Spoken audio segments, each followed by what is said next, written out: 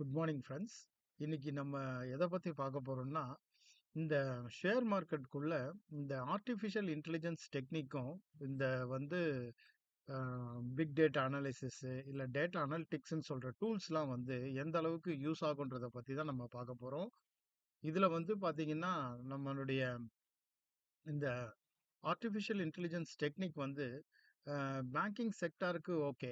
அதாவது என்னன்னா ஆட்டோமேஷன் பண்றதுக்கான சாத்தியக்கூறுகள் அநேகம் உண்டு. அது வந்து பாத்தீங்கன்னா பொதுவா எல்லாருக்கும் காமனா இருக்கிற ஒரு ப்ராசஸ் இந்த ஆட்டோமேஷன்ன்றது. ஆனா இதே வந்து பங்கு சந்தைன்னு வரும்போது இதுல வந்து பாத்தீங்கன்னா ஒரு குறிப்பிட்ட இன்வெஸ்டர் வந்து பாத்தீங்கன்னா ஒவ்வொரு வித்தியாசமான ஒரு பேக்ரவுண்ட்ல வந்திருப்பாங்க.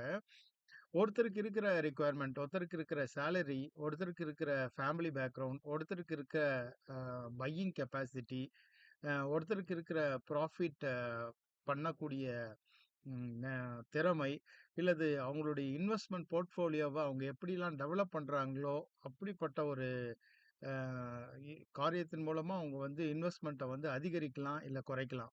இல்லை அவங்களுடைய செக்டார் பேஸ்டு செலெக்ஷன் எப்படி இருக்குன்னு சொல்லி அவங்க வந்து அவங்களுடைய மைண்டுக்குள்ள வச்சிருக்கலாம்.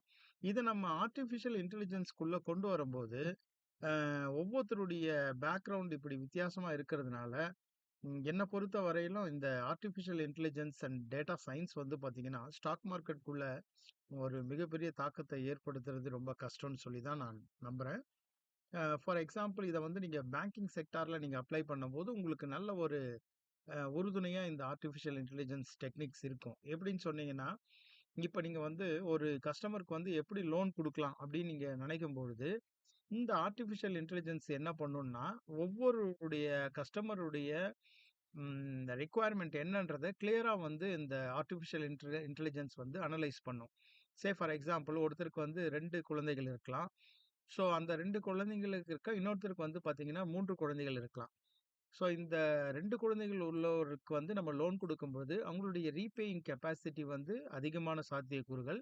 அதே நேரத்துல வந்து பாத்தீங்கன்னா, இந்த 3 குழந்தையுடைய நபர் வந்து பாத்தீங்கன்னா, அவங்களுடைய மனைவி வந்து ஒர்க் பண்றவங்களா இருக்கலாம். ஸோ அத கம்பேர் பண்ணும்போது, அ இந்த 3 குழந்தையுடைய நபர் வந்து அதிகமான ஒரு சான்சஸ் ஆஃப் ரீபேமெண்ட் இன் லோன்ன்றத வந்து பேங்க் டிசைட் பண்ண முடியும்.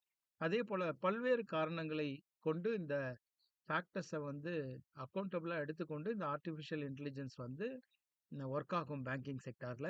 இதே போல இந்த டெக்னிக் வந்து ஸ்டாக் மார்க்கெட்ல யூஸ் ஆகுமான்றது வந்து ஒரு மிகப்பெரிய ஒரு கேள்விக்குறி தான்.